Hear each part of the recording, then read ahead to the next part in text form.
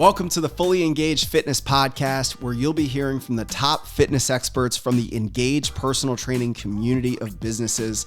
These include client interviews and success stories, insights and tips from our top fitness experts, and the unique approach that we bring to our clients that have helped transform thousands of lives over the last 10 years in business.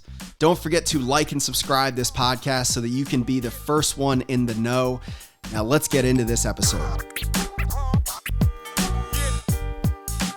Hey guys, Devin Gage here. Welcome back to the Engage Way series, where I chronicle the Engage personal training philosophy on what makes Engage personal training unique and different and the most effective program for clients over 40 that want to lose fat and get stronger.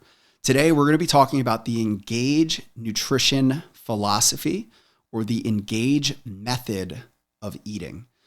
So like I said earlier, in earlier episodes, a huge amount of our influence comes from human psychology and an understanding of human behavior. It's become my obsession over the last 15 years in the industry. And nutrition is incredibly tied to human behavior, right? How many times have you said or heard somebody say, I know what to do, I just can't do it? Right? How many diets have you tried to follow that you can do it for a couple of weeks, but once you take your finger off of it, or you take your foot off the gas, you start sliding back into previous behaviors? All of that just has to do with human behavior and human psychology. We're typically always going to do what we've always done, because those are deeply ingrained habits and behaviors. And what we've always done has gotten us where we are. So we need to find a way to drive behavior change and change the way that we're eating in a sustainable method, right? So before I dive into what makes the Engage nutrition method so effective and how it's helped thousands and thousands of clients achieve their dream body and transform their health inside and out, it's important to note that there are diets that will work if you stick to them.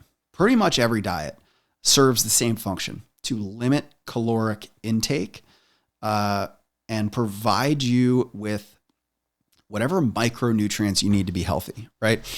A keto diet is a diet that is incredibly high fat and pretty much nothing else. Moderate protein and zero carb, right? The reason it can be effective for some people is because fats and proteins tend to be satiating, which means that it curbs your appetite. The paleo diet is a very similar method. It's more of a balance of all whole foods, so no processed foods, no sugars, no grains, because all of those foods are going to be very filling and satiating. And when you're full all the time, it can be tough to overeat. And that's the method of paleo. There's Atkins, Mediterranean, South Beach. There's so many different diet approaches that can all work. The problem is most people can't stick to them. So before I dive into the Engage method of eating, I want to share a story that I hope will shed some light on the background of our philosophy and our approach.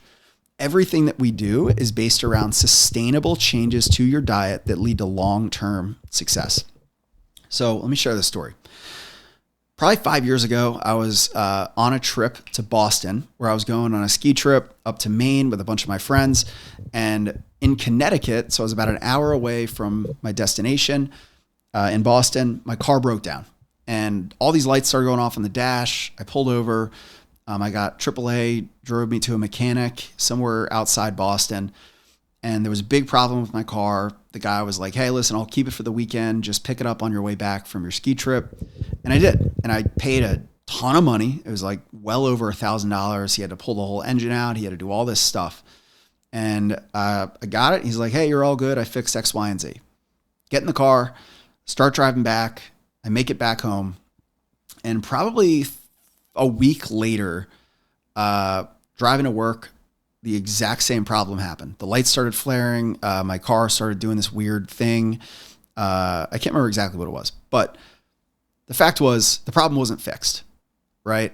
I paid the guy to fix it. He said it was fixed. For a period of time, it was fixed, but it came right back. So if you were to ask me if that mechanic fixed the problem or if that mechanic worked on the problem, I would say unequivocally, absolutely not. It worked for a really short period of time, but it came right back and I had to do it all over again with another mechanic. Okay. That is a very similar way to look at the way most people consider their diet plans, right? I cannot tell you the amount of people that have sat in my office working with me and said, I should just do paleo again because that worked for me, or I should do keto again because that worked for me, or I should go back to Weight Watchers because that really worked for me. And I just have to ask, like, well, you did it a year ago, right? And they're like, yep. And you gained all the weight back plus 10 pounds. Yes, but it worked when I was doing it. But you couldn't keep doing it because it was too restrictive or you hated all the foods on it. And they're like, yeah, but it worked when I was doing it. That's the problem with dieting, is you have to look at it like the mechanic that fixed my car in Boston. It did not work if it wasn't a long-term fix. So I would encourage you to change your mindset to the only time a diet is effective or a way of eating is effective is when it delivers a long-term behavior change and long-term success. And how do you define long-term? I am also a believer that you should approach it the same way you would approach cancer treatment. So if you or a family member were diagnosed with cancer, you go through treatment, whether it's chemo, radiation, whatever it is, and you finish treatment and the cancer is gone. They typically don't, and don't quote me on this because I may get some dates wrong, but they typically will not claim success or say that the treatment was 100% effective until 5 years later. And again, that may be slightly incorrect, but they don't consider the treatment successful until years later when it has been successful long term. I would encourage you to switch your mindset into taking the same approach with your nutrition. A diet is not successful if it only works when you're white knuckling it through this diet plan. It has to lead to long-term behavior change and long-term results. And that is what the Engage method of nutrition and eating is built around. Long-term behavior change that truly becomes who you are. All right. And the last thing I'll end with is a very big reason why diets don't work is because diets are something that you do. And doing anything will lead to being done. If you want your results to last a long time and achieve long-term success, you cannot simply do something. You have to become something. You have to be the person that eats a higher protein diet. You have to be the person that drinks more water every day. You have to become the type of person that orders X, Y, and Z when you go out to dinner with your friends. Okay. No changes will last if you do not become the person that is tied to your identity of those changes. All right. That is the kind of big picture Engage philosophy. Is we want to encourage you to identify with the healthier person that has made these behavior changes and tie the benefits and the upside to that so closely that it becomes easy. We're always going to be driven by avoiding pain and approaching pleasure. So our whole approach is helping you realize the pleasure associated with healthier eating and exercise and the pain associated with long-term bad diet habits and gaining body fat and the energy and the pain that you might feel. Most people only approach it in a short-term mindset where they associate pain with restriction and training really hard and pleasure with leisure and eating foods that taste really good. And we have to start encouraging people to look at things as they are and really flipping that. So let's talk about the Engage way of eating. So Engage Personal Training does not recommend one single diet, because one single diet is not the cure for every single client. There is no perfect diet. There is no one singular, one size fits all approach to eating. We approach things from a method called flexible dieting. So what does that mean? Flexible dieting is essentially the method of understanding two things. Overall health, wellness, and nutrition success comes down to overall calorie balance. So an understanding of calorie balance means if you want to lose weight, you have to burn more calories than you take in. If you want to build muscle, you have to have an understanding of needing to be in a calorie surplus and training really hard and lifting weights to use those calories to build muscle, right? So flexible dieting is overall the understanding of the balance of how much you're moving and what you're eating. So what your output is versus your input. We'll talk more about that later. Key point number 2 about flexible dieting is that all foods fit, right? Human beings do not react well to restriction. We don't like feeling like we can't do something. If anything, when we're told we can't, we actually obsess about that thing and we're driven to go and do it. I'll give you guys a tip from Alcoholics Anonymous. Learning about that whole world is in AA, they've got a mindset called just for today. Because in Alcoholics Anonymous and Narcotics Anonymous, they understand that the drive to use drugs and alcohol, which have become an addiction for us, is so strong that committing to forever, our minds will start pushing back and saying, well, I'll just drink today and I'll start tomorrow, right? Forever, I'll just do it one more time. Let me just go one more time, right? So the mindset with Alcoholics Anonymous is just for today. Just for today, I will stick to my nutrition plan. Just for today, I will go to the gym. And you're letting yourself have freedom in the future to avoid that restrictive feeling that causes people to fall off track, right? Because again, if you do restrict, you tend to obsess about that thing and it becomes very difficult to overcome that drive to go and eat the foods that maybe you shouldn't or do whatever. So keeping that in mind, that just for today, just for this meal, just for this bite, I'll give myself freedom to make another decision another day, but just for today, I am going to stay on track, right? The flexible dieting philosophy is that all foods fit as long as it aligns with your calorie balance. Now, how do we say all foods fit? And this is where a lot of people get all worked up and angry, saying, how can you dare say all foods fit when these processed foods are filled with junk and crazy stuff, right? At the end of the day, it comes down to calorie balance.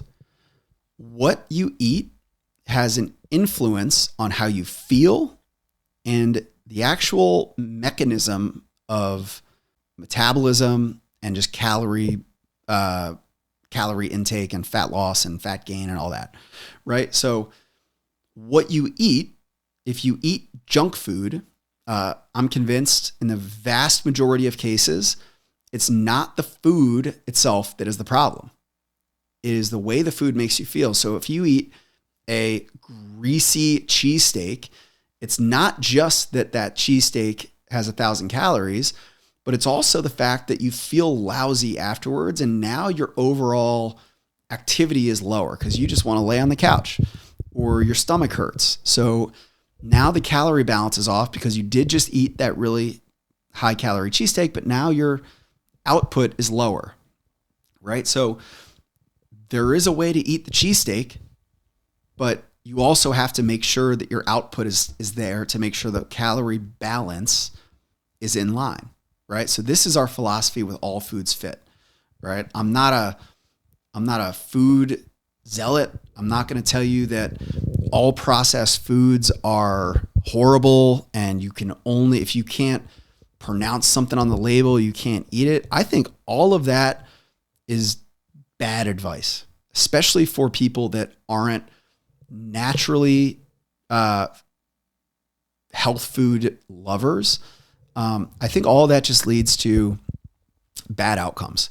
If you start looking at foods as bad or evil or unhealthy, I don't think in the Engage philosophy is you are not setting yourself up for success, right? All foods fit, and you just have to look at it from a holistic approach of how does this food make me feel? How will this affect my activity level?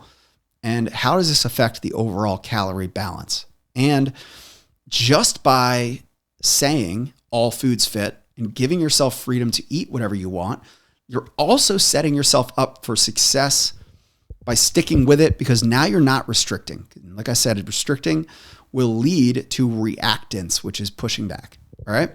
So that's the philosophy of flexible dieting. All foods fit, and just an understanding of calorie balance. So what are the 3 keys to the Engage method of eating? Number 1, hacking hunger. What does that mean? Hunger is a liar. Hunger is not a real indication of your body's need for nutrition. It's just not. Hunger is driven by hunger hormones, including leptin and ghrelin. So just a quick reference, leptin, you can remember that because leptin associates with less eating. So leptin, less eating. Leptin, when that hormone is raised, it means that you feel full. Ghrelin, you can associate with growling, tummy growling. When your ghrelin levels are high, it's associated with feeling hungry. So hunger primarily is driven by these 2 hormones.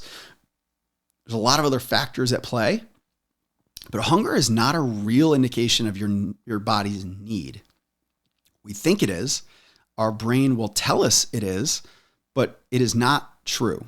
And you can see this by the fact that most people that are overweight feel hungry even when they've already eaten more calories and nutrition than their body needs, right? Your body really only needs a certain number of calories per day. So why are we still feeling hungry? The reason is because hunger is not associated with what our body actually needs. Hunger is triggered by a lot of different factors, including environmental factors, right? If you have some sort of environment that you always eat in, our brains are very associative.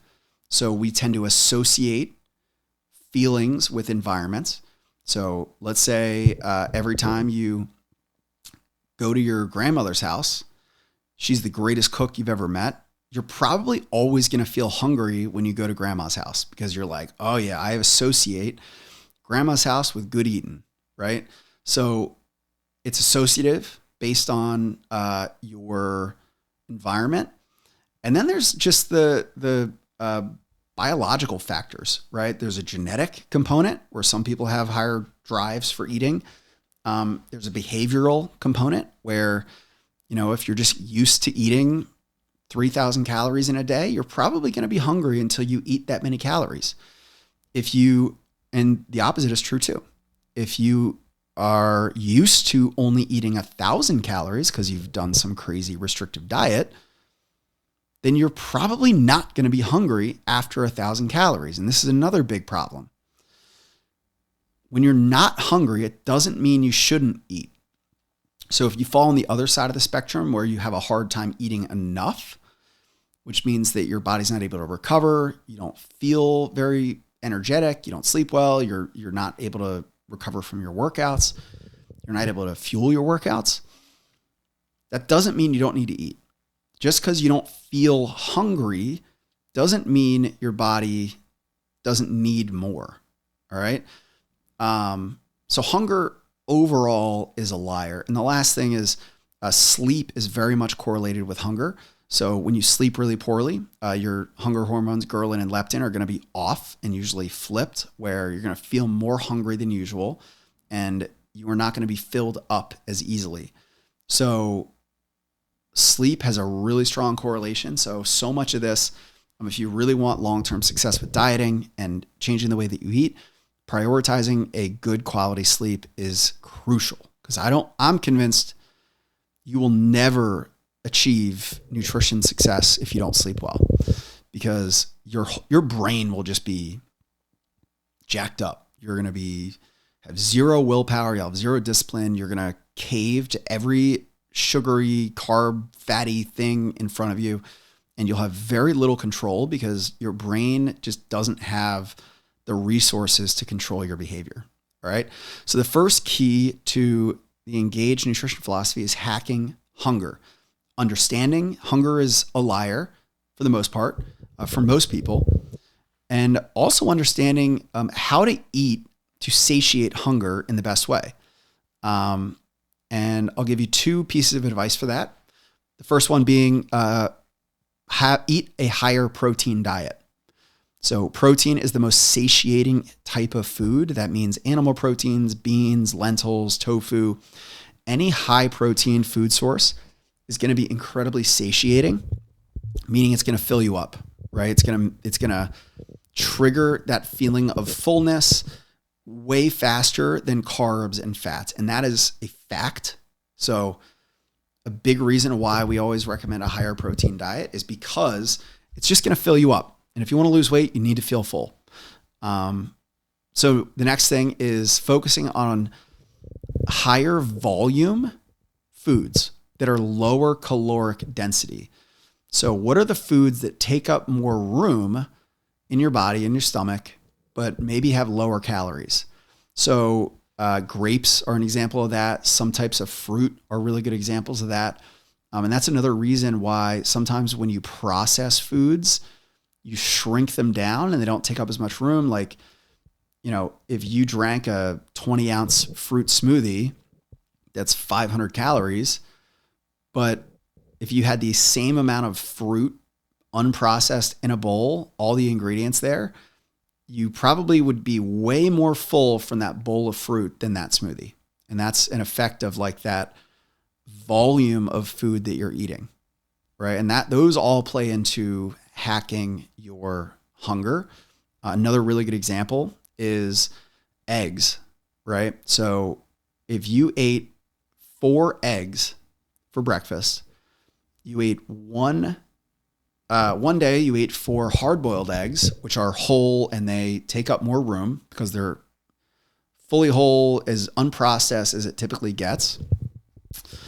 It will fill you up way more than if you made scrambled eggs, because you've processed them, you've broken them down, you've made them easier to digest, which doesn't trigger that hunger hormone quite as much. So again, hacking hunger is a blend. A really crucial part of our approach is eating a higher protein diet, making sure that you're prioritizing higher volume of foods with lower calories, and just understanding hunger's a liar. And when you do understand that, you can start to overcome those hunger pains because you can just talk yourself out of it by saying, sorry, brain, I know I've already eaten 2,000 calories today. You're telling me I'm hungry, but I know you don't need this. I've already eaten it. So that's another big driver. And that's the next point in the Engage nutrition philosophy is awareness, becoming more aware of what you're eating. There is mountains and mountains of research to show that mindless eating is rampant in our lives. I've talked about it on other podcast episodes that 95% of our behaviors happen totally subconsciously, meaning we don't realize they're really happening. Eating is no different. So research shows that if you asked any normal person to estimate the amount of calories that they eat every day, on average, people estimate 1,000 calories less than they're actually eating. So if you think you're doing really well, 1,800 calorie a day diet, whatever it is, there's a really good chance that you're actually eating 2,800, right? And it just comes down to awareness. So the next big aspect of the Engage method of eating is tracking your food for at least a week to 10 days. Bring acute awareness towards what you're eating, how much you're eating, and what a serving size is. We're also horribly notorious for misjudging serving sizes. And there's a lot of factors there, which I'm not going to cover every single one of them. But the truth is, there's a really good chance that pretty much every meal you think you're eating 1 serving, but you're eating 2. So bringing more awareness is a very big discipline, but it will completely change the way you eat just by tracking your meals and weighing your food and doing everything for about 7 to 10 days. Another reason it's effective is because we are creatures of habit. Typically, we eat the same foods all the time. Out of the thousands of people that I have worked with on this over the last 15 years, when I say, tell me about what you eat, breakfast, lunch, and dinner and snacks, they're like, oh, well, breakfast is either this, or this. Lunch is either this, sometimes this, right? We pretty much eat the same stuff all the time. So once we get a lot more awareness around what we're eating by visually seeing, oh, wow, that's a serving size. I was eating this much more, right? And weighing our food and tracking exactly how many calories are in what's eating. The hidden things there are like fats and oils and the liquids that add a lot of those calories. We can start changing our behavior. And once you track, so commit to track for that 7 to 10 days, you're pretty much good for a while.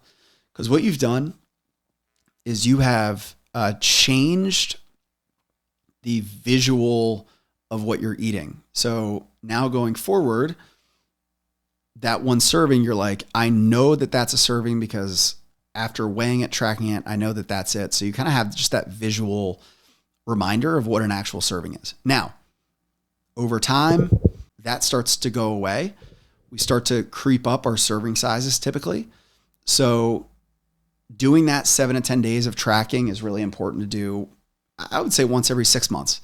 So put it on your calendar, get a food scale, and just track every single ounce of food that you eat for 7 days. All right. This is going to be a really good, powerful driver of change for you. And the last area of tracking that I'll recommend is most of our clients have kids and busy families. A really, really important aspect of tracking is to make sure that when you do it for this week, and you guys are going to hate this, if you do make meals in bulk, like you're doing family pasta night, you're doing chili night, you're making bulk things, you pull all of your servings out separately and cooked separately and done completely separately. I know it's a pain in the ass. I know it's more work. I know whatever. It's 1 week that you do this. It's not possible to get an accurate reading on your serving sizes if you made grandma's homemade chili recipe in a giant pot and you took 2 ladles full and that's your thing.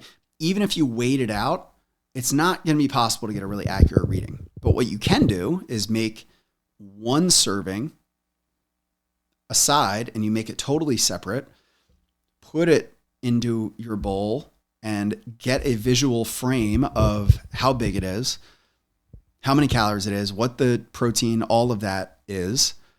And now you know when you do make grandma's chili in the future, what 1 bowl full of your serving looks like and how many calories it is. All right. You guys are going to hate that. I'm sure you're not going to do it. But if you do want to go all in on this, I do recommend you do that. And 3, the last point of Engage method of eating is just knowing the numbers. We keep things really simple here, guys. There are 2 numbers that you need to know. You need to know, based on your goal, which is different for everybody, what your ideal calorie intake is and how much protein your body needs. All right. If you can nail down that calorie range and hit your protein goal or make sure you're getting enough protein, you will see long-term success. You don't have to track forever. You don't have to focus on carbs, protein, fats, everything else. You don't have to do any of that. Okay. All you have to do is keep your calories within the range that aligns with your goal and get enough protein. The other numbers fall into place based on if you're getting enough protein and you're eating this many calories, the other 2 numbers don't really matter. Now, as you start to get really, really towards like the lower body fat percentages and you really want to make tweaks, you will have to like do more advanced methods. But most clients, 99% of people that we work with, just need to know how many calories to eat and how much protein to get. And they have to track so that they can actually understand what that looks like. So I'm going to give you the really, really simple way to identify those numbers. If you're a member of Engage Personal Training at any of our locations or Gauge Strength Training, you have access at any point to use the InBody scan. The InBody scan is a bioimpedance device that is medical grade, which means it's calibrated based on the most advanced medical device for measuring body fat in existence, which is called the DEXA scan. There's nothing more accurate than the DEXA scan. The InBody is calibrated with that. So the numbers that the InBody is giving you are going to align with if you went to a hospital and tapped your insurance company for tens of thousands of dollars to get this scan done, you have access to that at Engage Personal Training or Gauge Strength Training. If you need to know, based on your goals, how many calories you should be eating, when you do the InBody, it will give you a number called your basal metabolic rate. Your basal metabolic rate is how many calories your body burns at rest. So what does that mean? Everything in your body requires calories. Calories are an energy source for your body. It's like gasoline for your car.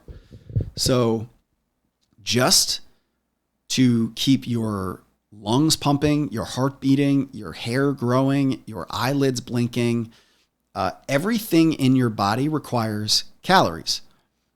The more muscle you have, the more energy your body needs. The more you weigh, the more energy your body needs. So that is essentially what your basal metabolic rate, the base number of calories that your body burns just at rest. If you laid in bed all day, you would still burn this many calories. All right. So it's going to give you that number. Now, once you have that number, now we want to talk about your goal.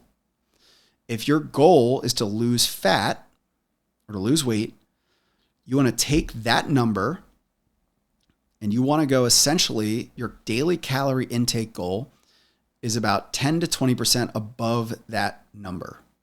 So let's say the InBody spits out the number 1200. All right. I'd say 12 to 1400 is like pretty common. So one thing you want to consider is you never want to eat below that number. All right. That is what your body needs to function. All right.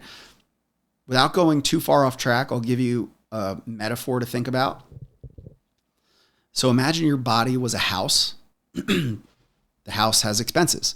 You got your mortgage, you got your cable bill, you got your energy bill, you got the guy to mows the lawn, right? And let's say you had a job. Let's say your house cost $3,000 to maintain with all those expenses. And let's say you had a job that only gave you $2,000 a month. What has to happen to your expenses, right? If you don't have enough money to cover your monthly expenses based on your income, you'll have to start shutting the lights off, turning the heat off, fire the lawn care guy or girl, right? You start to have to cut your expenses to match what you're making. Your body is no different. If you're only feeding your body 1,000 calories a day, but your basal metabolic rate, what it needs is 1,400 calories, your body will start chopping out non-life sustaining functions. Your hair will not be as healthy, sometimes start to fall out. You will feel cold all the time because your thermal regulation system will be limited. You'll feel tired all the time, right? And if you've done really crash diets, I know you know what I'm talking about with your hair feeling dry and falling out and just feeling cold all the time. That's what your body does to say, all right, well, we're not making enough income to cover our expenses. What can we cut? So it's incredibly important to not eat below your basal metabolic rate in calories, at least for any period of time, like extended period of time. Again, little aside, that show, The Biggest Loser, where they put people on insane diets for like a couple of months at a time. They all lost like 100 plus pounds. Those people got really messed up. So just for example, if they went into that show with a basal metabolic rate of 1,800 calories and they followed an 800 calorie a day diet, their body reduced function so that their basal metabolic rate dropped to match what was coming in. And they did a follow-up study. And that's why they were able to lose weight, because they just starved themselves. They did a follow-up study, which tracked their basal metabolic rate 6 years later. And guess what? It never recovered. So if you've done this cycle of crash dieting for periods of time and you just gain the weight back plus more, what's happening is your body is reducing its base calorie rate to match the crash diet, and it may not be recovering. And that's something that you would have to kind of talk to a registered dietitian or really investigate further with more blood work and things like that. But hopefully we're not at that point. The basal metabolic rate is back to the point. If you want to lose weight, take your basal metabolic rate and add 20%. All right. So 1200 calorie BMR, base metabolic rate. Your calorie goal will then be between 320. Sorry, that's wrong. 1200 times 2 is 240, 1440. That's your calorie goal. You want to be within 100 calories of that calorie goal. So 1340 to 1540 is your daily calorie intake. Now, if you've done diets, if you've followed the old school methodology of eat 1200 calories a day and that's what you need to eat, you may think that sounds crazy. That sounds like way too much. I'm telling you, the numbers don't lie. That is what you need to be eating. 10% to 20% above your base metabolic rate is a safe way to lose weight. Anything lower than that, you're setting yourself up for rebounds, gaining all the weight back, and just incredible, horrible impacts on your health. All right. Never go below the BMR, and you want to give yourself a little wiggle room because, again, the BMR is just your body at rest. Doesn't include your workout, your daily life, just going around chasing your kids, whatever job you have, whatever level of work that you do, right? So if your goal is to burn fat, 20% above your basal metabolic rate, all right? Now, if your goal is to build muscle and you need to put on strength, then you need to be more in a surplus. So I would take your basal metabolic rate and go about 50% above that. So if the number was 1200 and you say, I want to put on a couple pounds of muscle, I want to get stronger. So there's two populations that might want this. People that just purely want to gain muscle, right? For aesthetics, they want to get stronger. They want to have toned arms. They want to have a really lean, strong, functional physique. Or the place that we see this a lot is men and women that are over 50. Because after the age of 50 years old, our bodies start to lose muscle every year. I think we lose like 5% of our muscle every year after 50. It's crazy. So if you are in that camp and you know that the weaker you get, the more likely you are to get injured, every fall could be more disastrous, then you may be in the camp to go 50% above your basal metabolic rate. All right. And that's enough that you'll be able to, if you follow our workout plan, build muscle and you won't gain fat. All right. And again, all this comes back to actually tracking your calories and weighing your food, because if you don't have an exact number of what you're eating, then you're probably just going to overeat. So you do still need to track your calories and weigh and measure your food, at least for a short time. All right. That is your calorie goal, right? Take your basal metabolic rate from your in-body scan at any Engage personal training or Engage strength training, and you're going to add 20 to 50% based on your goal. All right. If you simply just ate that number of calories and you did that in white rice and pizza, you would lose weight. You will lose weight if you're in a calorie deficit, no matter what. That's how the numbers work, right? Now, it is not realistic to feel good, train hard, or be able to eat 1,500 calories of just pizza. And that's why it's not effective to do it that way, because of human nature and because we'll just feel horrible. And that comes back to calorie balance, where, when we feel horrible, we're not moving as much. So now it throws off the whole equation. If you stay in that calorie range, 100 calories around that base number, now we have to focus on protein. All right. We have to hit a protein goal every day. And I would say this may be the most important thing most clients could focus on because they're usually so low on protein. But with that calorie range, now we would need to hit a protein goal. How do we do that? Also on the InBody, you'll see a number called your lean body mass. You'll look at that number. A lot of times it's anywhere from 60 to 120, depending on who you are and how big you are, how strong you are. Lean body mass is your weight minus body fat. You're going to take whatever that number is, and that is your daily protein goal. So for me, I've got about, 160 pounds of lean body mass. My protein goal at minimum is 160 grams a day. If I was, a lot of our clients that are over 40 men and women, that number is going to be around 1 to 120. So that's how you determine your protein goal. And that is a non-negotiable. I don't care if you aren't hungry. I don't care if you have a hard time eating protein. Like we talked about earlier, hunger is a liar. You can add supplements. It's not mandatory, but supplements are your ability to supplement in what you're not getting from whole foods. So if you just can't eat another chicken breast, or if you can't eat more eggs, protein shakes are a great alternative. All right. But if you want long-term diet success, you should follow the Engage method of eating.